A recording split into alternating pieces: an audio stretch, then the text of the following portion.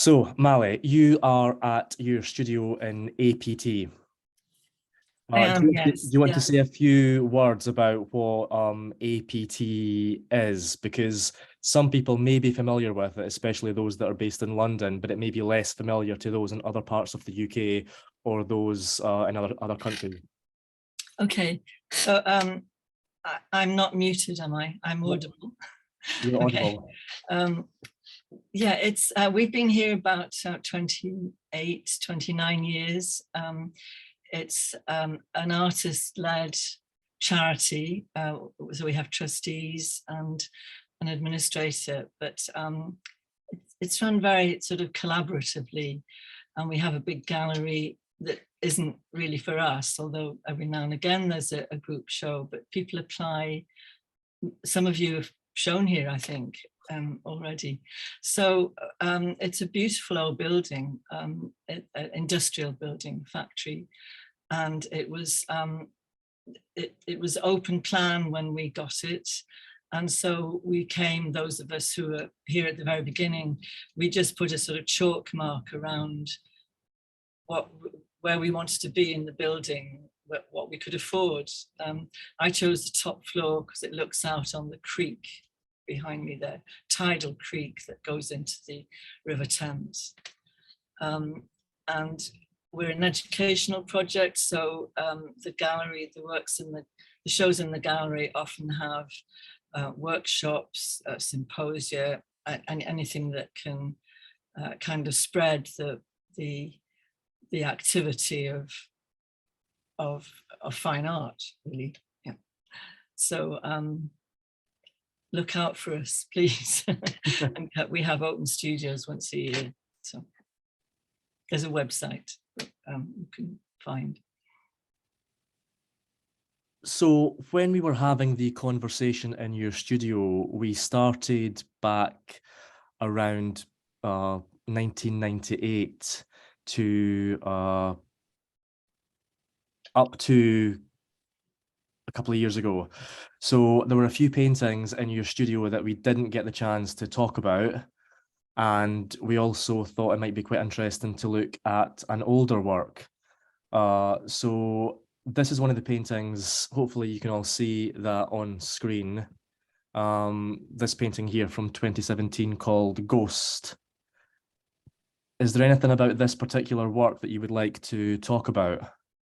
It is one of the, I said during the conversation that I often think of your work as being realized on a small size of canvas, but this one here is 2 meters by 2 meters 20. So it's quite a big painting. It is quite big. I make them on the floor flat or sometimes on trestles for all sorts of reasons. That I make them on. They come. The canvas comes on a stretcher. I take them off the stretcher and put them on painting boards because I don't want the stretcher bars to be showing through. I paint them flat because of wanting to sort of lean over them and put quite a lot of weight on some of the activity, and so that that I can't paint them vertically. And yeah, I mean, I did used to paint big, as I mentioned in our discussion, and then the smaller ones kind of took over for a while in that middle period. But I've gone back to painting some of them quite big again. This was one of the first of a series of a few large ones. And I'm not sure where to start. I think it might be interesting for you to hear a very quick run through of how it was made. So I divided up the rectangle into 4 equal quadrants. The ground has to be very, very well prepared for the kind of glazing I want to make. So that's got 3 or 4 coats of a primer. And then so the top left was painted in that color that you see there, in that way, in that purpley color. And the below it is a red. And then there's the blue that's in the very far corner down the bottom, that covered that area, quadrant. And then a yellow, which now has been covered over, but fairly close to that top corner yellow. And then when that's dry, the circle form was put on with kind of free hand, really, but in very with that large brush stroke that you see in the center of the painting. And it's in one color, but as it covers the other colors, of course it changes color. You get the color coming through to make either the purple in the middle there or the orangey color above it. And then one by one, I put the rectangles on. They go on in relation to everything that's there already, which I suppose is the way a lot of paintings get built up. But I feel that I'm juggling a lot. There are lots of things up in the air at this point, whether it's the transparency of some of the rectangles, the opacity of others, because that moves the eye in and out of space differently. The directions of the brush marks when you do see them, that's a very, very wide brush that I have to put that paint on. Then the degree of transparency is very different in all the colors.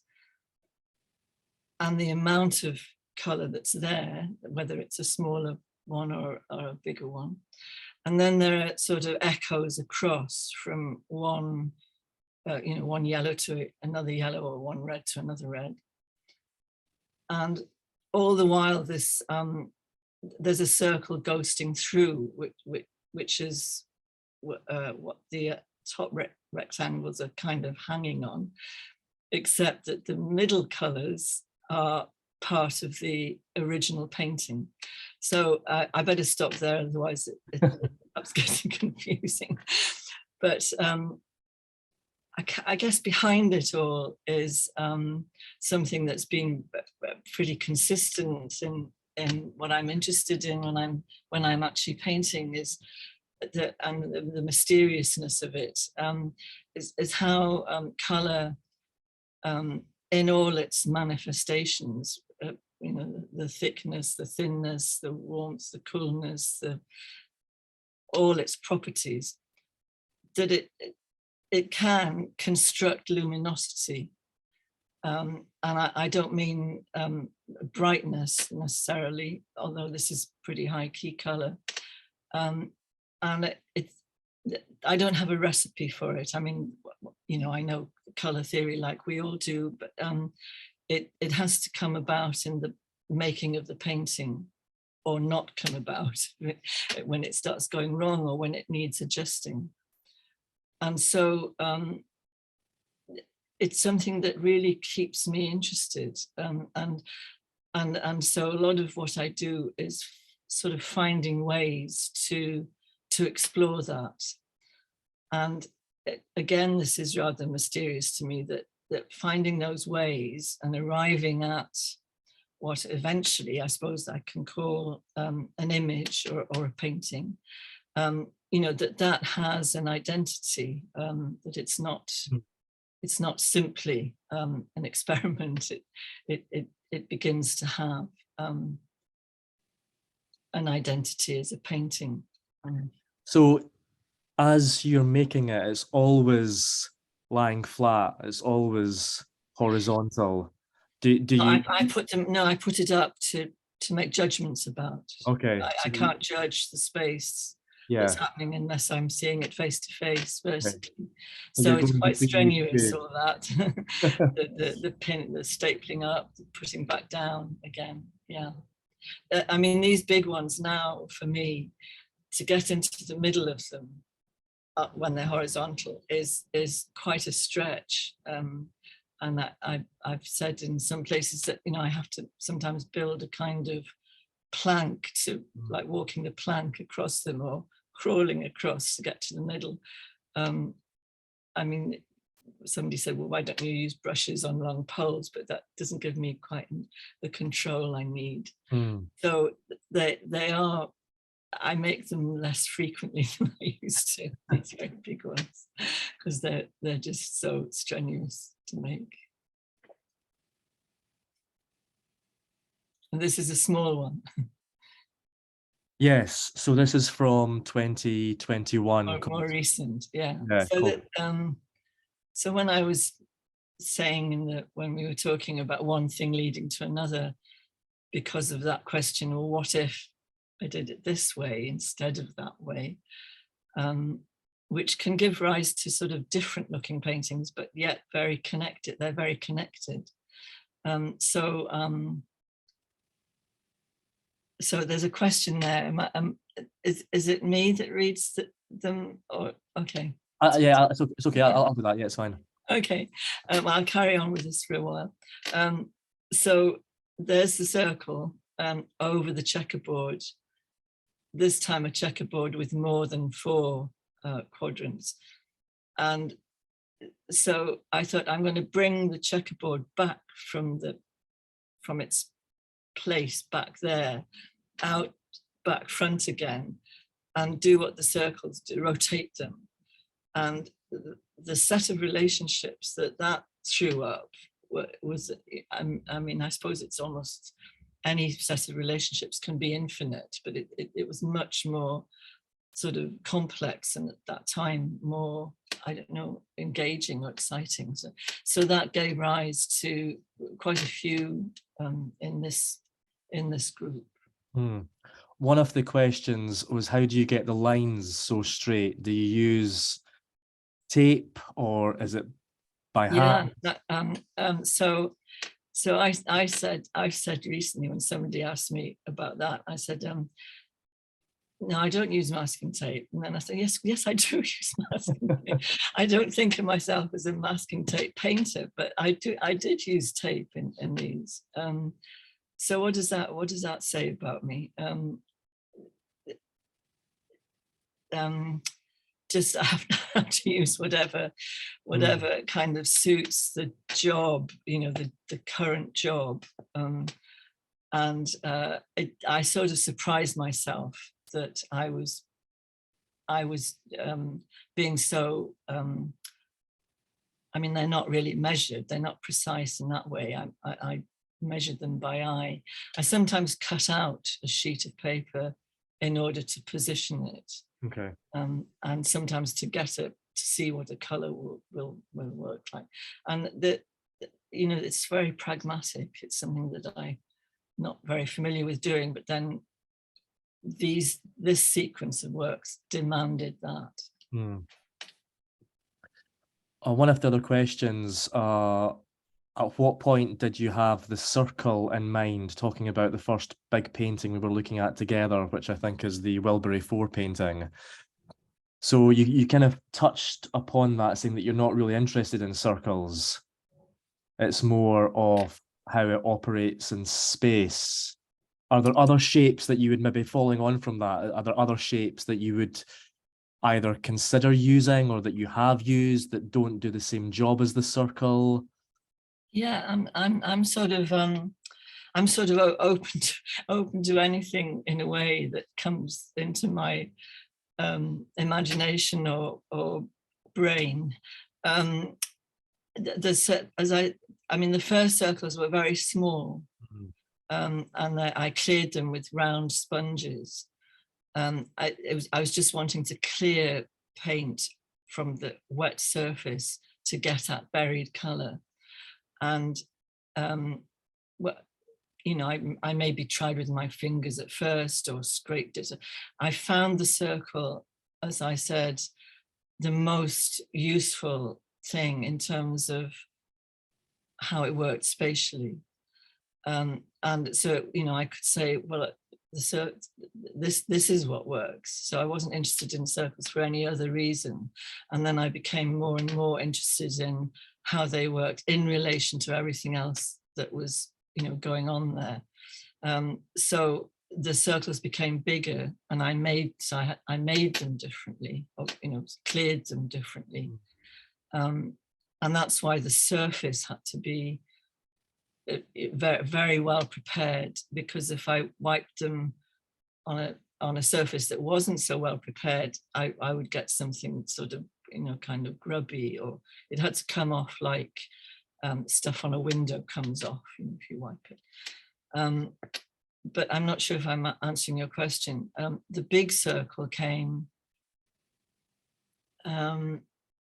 it was a way of covering.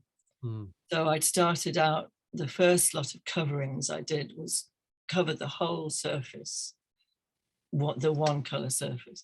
Then when I'd broken it up into the patchwork, and the covering up was paint going right across, quite gesturally, painterly. And then I would clear and have to keep on putting it under the tap if they were small enough to go under a tap, or hose them down. Well, I didn't often hose them down, but they were mostly small at this point. And I would sort of, and then the way that the paint went on to do the covering up evolved in very different ways. Sometimes that serpentine thing, sometimes like a mesh, whatever came up that I was interested in. So that there were very different kinds of that covering until it opened up into that lattice. That was a big change, to be so open and not be able to make many changes.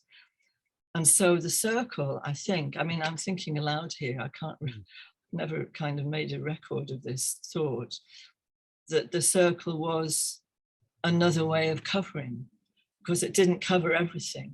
And that gave me other opportunities to build space and build the image and build the luminosity. Do you find it harder to paint a square canvas than a rectangular canvas? This is something that painters have said to me, that I've had discussions with other painters about. They find a square format canvas quite difficult to fill or arrange, and they're much more comfortable with a rectangular, whether it's horizontal or vertical. I'm just wondering here, because I agree. I was very surprised to find myself, this is on board, and I wanted to see how the paint would go down on that surface. And so I was very surprised when I found I needed these smaller ones to be on squares. And I think that was because the circle being that symmetrical, I had some that were on rectangles, but to have more of the colours round two sides, the top, or the other way around, threw everything out of kilter. So it was as if the ground, the kind of holding ground for all of this, needed to be as symmetrical as the circle that was holding the rotations. Normally, I tend to work on a rectangle that's not a square, but slightly off square. Way back, I've made a whole series of very tall, narrow paintings, some really big. That the ones that I called the portrait ones, the silhouette of the portrait, they needed to be tall and narrow, as I made them first on paper, and then when they went onto canvas, some of them were really tall and narrow. So, and I also have some very long horizontal narrow ones, but this is way back. So you mentioned that this is on board, and one of the questions that's just come in is asking, what type of canvas do you use? Do you have your go-to canvas? Is it always the same type, the same weight? Or, because you mentioned that the ground is very important in the preparation of the ground. I'm just gonna, excuse me everybody, I still have this cold that my voice keeps going. I'm gonna drink a tea. So I like a dense canvas. 12 ounce or more. I've got some paintings I was looking at the other day, some of the earliest ones I've got that are on 9 ounce, and it kind of looks like Airtex. It's so thin and scrappy. It's what we all used to use, I suppose, for financial reasons. And then a friend, late great John McClain, said once, he just remarked that because we were both painting, like a lot of people in those days, quite thinly, or at least you know, what they used to call one shot. If you didn't get it right, you'd have to scrap it. Maybe that's where we had cheap canvas. But he said, it's funny, he said, the thinner you paint, the thicker the canvas needs to be. And this was on unprimed canvas. And I thought it was absolutely true. I saw that straight away. And I thought that was interesting. And but then I came to the point when I was priming the can, they needed to be primed, and then the priming needed to be even more carefully done because of what I wanted to do on top of that. So I used to make all my own stretches and stretch myself, but then came a time when I bought them or somebody would make them for me. But I was very particular about it being 12 ounce or 15 ounce canvas. And then if they came to me with 2 coats of primer on, I would carry on priming myself until I'd got the surface that I wanted. So this is just to go back in time to 1978. Yeah. This is one of the earlier paintings. Is this kind of what you were talking about, where it's a one-shot painting, very thin? Well, yeah, except I can see I painted over it. That paler blue in the middle. I think that's a mixture of paint. I'm not. I mean, you can wash down acrylic paints. I'm not sure I'd wash this one in case it started to bleed or run or something. But the very delicate grey blue across the from right to left across the lower part, that's a stain into. I think it's probably raw canvas. There might be a very, very gentle covering. I mean, I would stretch the canvas on a board before I put it on a stretcher. And again, like many of us used to do in those days, crop it into the image that I saw. Some people cropped huge amounts in. I tended to work to a dimension that I was probably heading for, but I wanted to find the edges at the very end rather than paint to the edges. So you make the painting, you look at it, and then it's at that point that you find the edge, you find the corners. Yeah, I would stretch the canvas on a board, probably on the flat board on the floor, and do the painting with enough spare around the edges to give me whatever I needed to stretch the painting eventually. And it just gave me a lot more freedom of movement. I wouldn't sort of move differently as I approached the edge. I would sort of, you know, just go there. And so that the top edge, that's probably where I stopped painting. But down the right-hand side, you can see it's been kind of cut into. So the canvas would be stapled. This is the kind of painting nearly finished or finished. I'd staple it to the wall, and with the tape that you can buy in rolls, it's what the till rolls, you know, white strips. Fix that and keep shifting it to where the painting worked best. Yeah.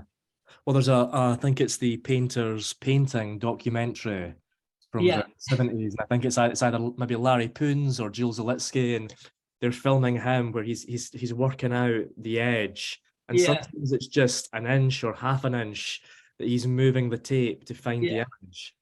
I mean, it's something. It's something that can be parodied in cruel ways. I've seen that action or that film actually parodied, brilliantly, like, and but actually, I can say hand on heart that a fraction of an inch can make a difference to what's going on inside the painting, if that's the modus operandi, if that's your methodology of working. I eventually moved on to working on canvases with edges and boards with edges, so I'd shifted, but it's fascinating to me how I remember once in teaching in a place that was really very conceptual in the kind of thinking, and I was looking at a painting and I sort of held my hand up to block out a colour that I thought perhaps the painting would work better without that colour, and those sort of ripple of scorn went round, scornful laughter. That's what I mean by it's easy to parody it, but I mean, it works. I sort of do that, and I think, yeah, I need to get rid of that. And it's the same with finding edges, but that's not the way I work these days.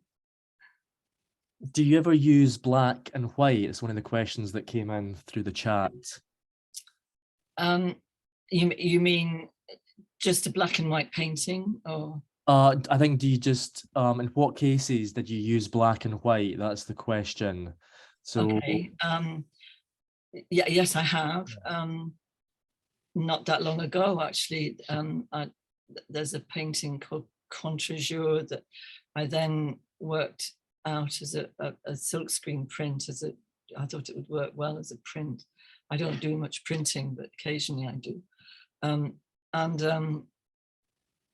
That had zigzag forms from the top down and the bottom up, sort of half blocking areas of colour, and so that was black, the colour, and then white. And then I've got some those big square paintings, the same format that you were looking at, which have a kind of black and white checkerboard painted over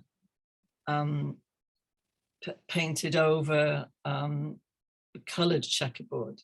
So the white is more of a gley. It's not solid white, but you can just about see the underneath colour coming through, and similarly through the black. Yeah, so the answer is yes. And the last question that's in the chat is, you said that you make drawings. Do you use a sketchbook, or is it just sheets of paper? I think that's the question. Yeah. I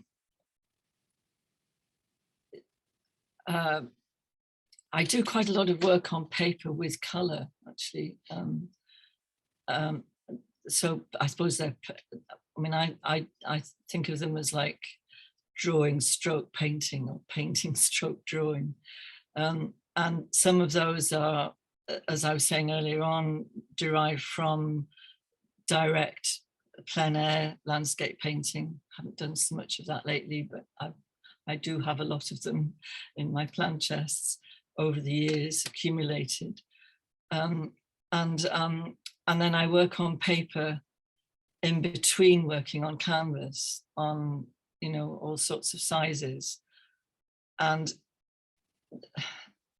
I mean, again, I don't really think about whether they're drawings or paintings, but it's like somewhere between the two. Sometimes I do things in pastel yeah, I don't use sketchbooks, actually. I buy sketchbooks all the time, notebooks, thinking I'm going to fill them. And I don't. I end up sort of writing things in them, or maybe doing like a doodle that might become something. It's not exactly what I call a drawing for a painting. Yeah. And I've got scraps of paper all over the place with things like that on. Yeah, That's I guess it's quite a that's good not thing much. to have these loose bits of paper that you can move around and see together and overlap them. Whereas if it's in a sketchbook and it has that sense of a sequential movement of moving through something, you maybe you can't make those connections in quite the same way. Yeah, I haven't really thought of that, but that's kind of an interesting topic altogether. You know, what you put your first thoughts down on. I mean, other people's sketchbooks are very seductive to me, beautiful, and especially if you see a Cézanne sketchbook or a Constable sketchbook, or friends, I see their sketchbooks. I don't know. I remember once showing a friend of mine rolls and rolls of canvas, unstretched canvas I've got in my storeroom, which I've kept out of instinct. When I've moved, I had long time in Greenwich Studios, 20 years and 28 years here, and not much in between, about one short spell somewhere. So I had to move, when we moved out of Greenwich Studios 27 years ago, I destroyed a lot of work just because it had piled up and I wasn't sure what it was. I looked at it quickly. It was like a cull, and it was like leaving Saigon or something. We had bonfires and we had to leave quite quickly. But then instinctively, I kept quite a lot of it too. And they were beginnings of paintings, or paintings that never got finished, paintings I was in the middle of. And so when I got to these studios here, I've got storage space downstairs. So in lockdown 2 years ago, I got some of them out for the first time in a long time. I mean, in 25 years, I hadn't seen them. And so I was showing these to somebody on, images I'd photographed. And she said, she's a writer, not a painter, but she said, Manny, that's why you don't have sketchbooks. These are your sketchbooks. It's just they're rather kind of big and ungainly and take up a lot of space. And that was a kind of revelation to me, that's how I worked through ideas, through paintings that never got finished. Maybe, I don't know if somebody else was there and they said, well, couldn't you have done that on a small scale in a sketchbook? No, I couldn't. I had to go on a 6 foot across and to see what that would do. And so those are my sketchbooks really, and that's why I've still got some of them. I suppose I'm reluctant to get rid of them. I'm aware of the time, I don't want to keep people too late, so I'll ask 1 or 2 more questions and then we can wrap it up. Someone's asked about the titles of your paintings. How did you decide on the titles? And one of the questions that someone else had asked earlier on was about poetry, because in the past you've spoken about poetry being very important. So there's this thing of language there between the titles and poetry. Maybe you could just say a few words about that. Okay, well, so the titles sometimes come easily, sometimes it's like an agony trying to find. And as I remember hearing another painter say, it's that they get a title just as they're moving out of the door, and so all sorts of ways of finding them. Sometimes pretty mundane, like line left or something, or and then others. I do like poetry a lot, and have poetry books knocking around in the studio. Not that I necessarily read them; they're here, and I'm quite blatant in my stealing, of words. But I feel okay about stealing 2 words together, because the words belong to anybody, and it's not a sort of. It's not the phrase of or 2 words together doesn't seem to me to be something that belongs to somebody else, even though they've put those. And if it suits them, something in the painting, then I borrow it or steal it. That was a poet that I like a lot, Elizabeth Bishop. There are lots of poets I like, actually. So it's the ring of the words. There's not meaning. It doesn't give meaning to the painting, but it's like an invitation into the painting. And it's the sound of them. It's often to do with alliteration. So it is about language, and something to do with, reading in poetry. Before you've got it, before you sort of absorbed it or understood it, and sometimes it takes a long time to understand something, it comes over fast, the rhythm of it, the sound of it. And I think that's about painting. Sometimes you walk into a museum or something, and there's one over there, and you don't know who it's by, but that's the one you head for. So something comes over fast, and it's that kind of judgment, to these two words. So ghost is fairly mundane in the sense that I might have thought, oh, that circle's ghosting through. But another poet I like a lot is Wallace Stevens, and there are some poems by him that have ghost in the title. And so that helped. So it's like all these different things that get sort of entwined. One final question, and then we'll wrap up, I think. Do you varnish your work? Very technical question. No, I know. I think I might have tried once, and it was a disaster. But I could finish off, if I may. I wrote this down from somewhere else yesterday, because of the poetry thing, and it might be a nice sentence to finish on, because it sort of answers those last two questions. So this is something I wrote down when I read it, but it's by a poet called Jory Graham, an American poet who writing now, and it's prose. I think it was in an interview. So she said, and I'm quoting her, but I'm thinking painting. She's writing about poetry, and I'm thinking painting. I'd say poetry wants to be contagious, to be a contagion. Its syntax wants to pass something on to another in the way that you can, for example, pass laughter on. It's different from being persuasive and making an argument. That's why great poems have so few arguments in them. They don't want to make the reader agree. They don't want to move through the head in that way. They want to go from body to body. Built in is the belief that such community, could one even say ceremony, might, in inverted commas, save the world. And I just thought the thing about syntax and a body understanding syntax, whether it's in spoken written language or painting language, I thought she said it so beautifully there. Can you just say the name of the poet and the poem again? Yeah, it's not a poem, it's a prose. It's just, okay. I think maybe it's an interview. Okay. But she's called Jory, Jorie Graham. Jory Graham. Yeah. That's great.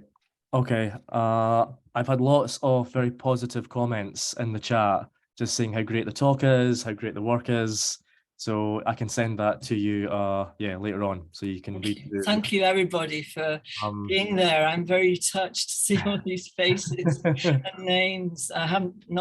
This is not something I usually do, so it's a real novelty. And I mean, I've done Zoom meetings, but not talking like this about art. So thank you very much for coming. Well, and thank you for being so generous with your time, and today, last week, and before that, because it's taken a few conversations to get us up. Well, I'm a big fan of Turps. Yeah, it's big fan. So, great that you're all part of it. Perfect thing to end on. We'll just put it online. Yeah. Okay. Super. Okay, that's great. Thanks, Mally. Bye. Bye.